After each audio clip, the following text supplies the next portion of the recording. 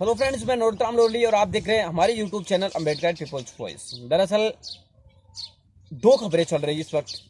अभी तक बसपा की कोई आधिकारिक सूची नहीं आई है, लेकिन मीडिया का आप कवरेज करने का तरीका देखिए।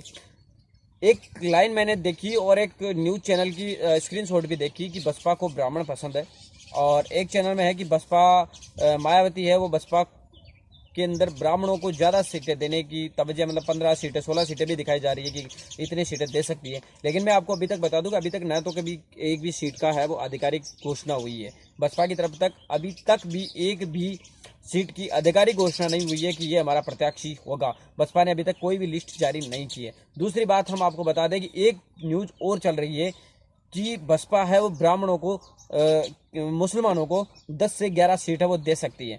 अब आप खुद ये तय लगाइए कि जब बसपा के खाते में 38 सीट आई है और 38 सीटों में से 10 सीटें रिजर्वेशन की है, रिजर्व सीटें हैं, और उन सीटों पर 10 में चुनाव लड़ने की जो साफ स्थिति है वो ये हो चुकी है कि 10 सीटें हैं वो रिजर्वेशन की रहेगी, तो वहाँ पर एससी का ही व्यक्ति चुनाव लड़ सकता है। 28 सीटें जनरल के लिए बचेगी, तो वहाँ पर एससी के अलावा की जो दल है, ओबीसी है, जनरल है और मुस्लिम समुदाय है, वो चुनाव लड़ेगा। हालांकि अभी तक जो पार्टी के सूत्रों से खबर मिली है उनके अनुसार ये बताया जा रहा है कि सपा बसपा का गठबंधन के साथ बसपा अपने जो कोटे की जो सीटें हैं उनमें से 11 सीटें तो मुसलमानों को देने जा रही है, और इससे बढ़ भी सकती है। मतलब मुसलमानों को 11 सीटें या उससे बढ़ भी सकती है। और इसके अंदर जो प्रमुख नाम है मुख्तार अब्बास नकवी, मुख्तार अंसारी, अफजल अंसारी, अब्बास अंसारी, ये जो नाम है बसपा के नेताओं में से, तो मुसलमानों को बड़ी ज़्यादा संख्या के अंदर है वो वोट देने टिकट देने की बसपा के अंदर दिखाई दे रही है। लेकिन मीडिया रिपोर्ट्स के अंदर ये दिखाई दे रहा है कि बसपा केवल मुसलमानों को ही की नहीं बल्कि केवल ब्राह्मणों को ही सबसे ज़्यादा टिकट दे रही है, ये दिखाने की कोशिश की जा रही है। लेकिन मैं आपको बता दूं कि ऐसा कुछ भी नहीं है। हालांकि अभी तक जो समीकरण बने उनके आधार पर हम आपको एक आंकलन बता दें कि पूरे जो श्रवण समाज है, जनरल समुदाय जो आता है, उन जनरल समुदाय को कुल मिलाकर 10 सीटें देने की है वो बातचीत चल रही है। अभी तक ये आधिकारिक घोषणा नहीं है, लेकिन मैं आपको बता दूं कि कुल मिलाकर 10 सीट देने की है, और जो 10-11 सीट है वही एससी को देने की है, और वही 10-11 जो सीट है वो जनरल को देने की है, और जो बाकी बचेगी वो पिछड़ा वर्ग को देने की बातचीत चल रही है। तो आप ये कतई नहीं है बल्कि सभी समाजों को बराबर बराबर है वो सीटें देने की है, जिसके अंदर अगर हम बात करेंगे तो एससी एसटी ओबीसी को अगर मिलाया जाएगा तो इनकी संख्या काफ़ी ज़्यादा होगी, और इनको कम से कम 60 से 70% है वो सीटें दी जाएगी। बाकी 30% सीटें है वो जनरल कास्ट को दी जाएगी। ऐसा मतलब अभी तक आंकलन ये सामने है। मतलब मीडिया के अंदर है वो झूठी तरीके की गुमराह करने की कोशिश की जा रही है और झूठी खबरें दिखाई जा रही है। अभी तक घोषणा नहीं हुई है। अगर आधिकारिक घोषणा हो जाती है तो उसके बाद अगर आप ये रिपोर्ट बनाते तो कहीं ना कहीं वो एक बड़ा हम भी फैक्टर मान सकते थे। लेकिन चुनाव से पहले ऐलान भी नहीं हुआ है, अभी लिस्ट भी नहीं हुई, जिसके पहले ये दिखाने का मतलब ये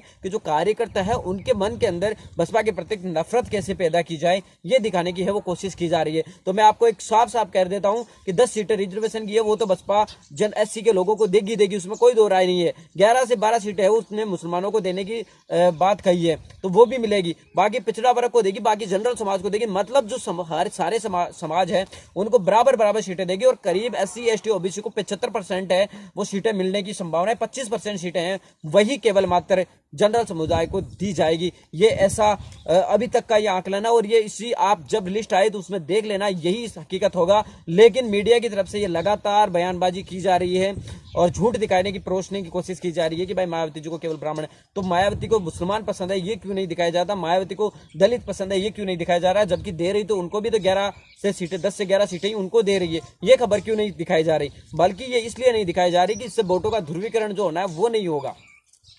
क्योंकि जो दलित समुदाय वोट अगर ये से बोलेंगे कि दलितों को वोट ज्यादा दे रही है तो दलित लामबंद होकर बसपा को टिकट वोट देगा, और अगर यही खबर ऐसी दिखाई जाए कि ब्राह्मणों को ज्यादा सीटें दी जा रही है तो बसपा से दलित जो समुदाय है, जो ओबीसी समुदाय है, वो उससे छिटक जाएगा। तो ये कुल मिलाकर एक मीडिया की स्ट्रेटजी होती है। मैं तो आपसे यही कहना चाहता हूं कि इसको देखने का काम छोड़ दें जिस दिन बहन जी आधिकारिक सूची जारी कर दे उस दिन से आप खुद आकलन करना कि उसके अंदर किस समुदाय की कितनी सीटें मिलेगी। लेकिन आपके लिए तय कर दूं कि जो एससी के 10 सीटें रिजर्व है उस पर तो बसपा किसी और को टिकट दे ही नहीं सकती, उस पर तो ब्राह्मण चुनाव लड़ ही नहीं सकता। 10 से 11 सीटें वो मुसलमानों को भी मिलेगी, जिसमें कई सारे नाम है वो फाइनल भी कर दिए गए हैं और अब बाकी जो है नाम कभी भी फाइनल हो सकता है। मिलेंगे किसी नई वीडियो के साथ, तब तक आपसे लेते हैं विदा। लेकिन हेडलाइन से बचकर रहिए, पूरी विश्लेषण तहकीकात के साथ आप कीजिए। 2019 के चुनाव आपके लिए काफी ज्यादा महत्वपूर्ण है। आप हमारे चैनल अम्बेडकर पीपुल्स वॉइस को सब्सक्राइब कीजिए और बेल आइकन भी दबाइए और पाइए हर वीडियो की नोटिफिकेशन।